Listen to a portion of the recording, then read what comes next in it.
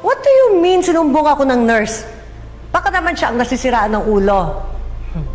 I don't have time for this. Talk to my lawyer. Bye.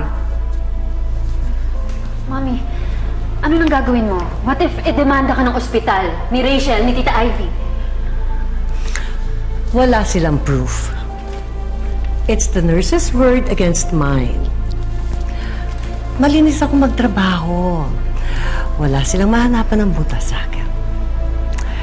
Kasalanan ng nurse yan. At ni Rachel. Lagi na lang nila ginugulo ang plano natin. Pero Mami, you can't stop Rachel from doing stupid things for Tita Ivy. No, I can't stop her. But I can make her go away. Anong gagawin mo? Hinahamon nila ako. Hindi ko sila uurungan. Okay lang, tara.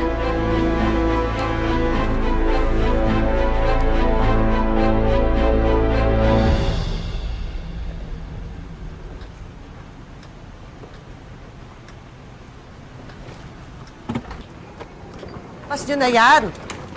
Bilisan nyo na. O pagkabigat-bigat patupag na ito.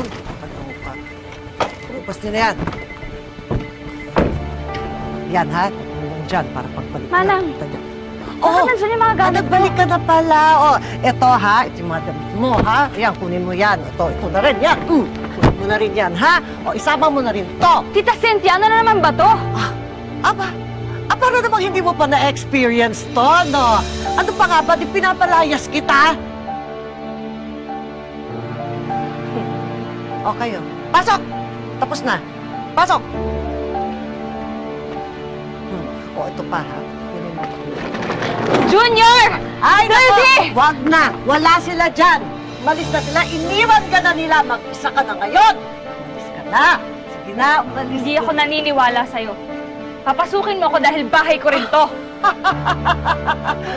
Hindi ka na welcome sa bahay na to. Kung noon may kakampi ka, ngayon wala na, mag-isa ka na lang. I am the head of the house now, so you get out of my house.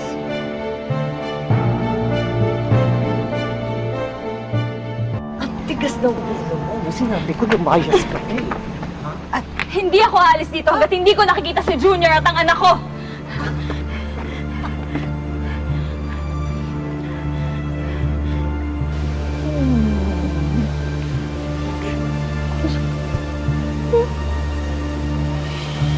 Nakatulog na.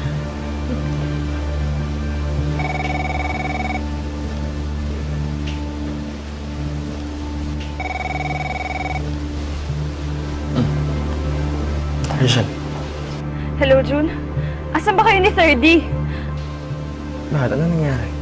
Pinapalayas ako ni Tita Cynthia dito sa bahay.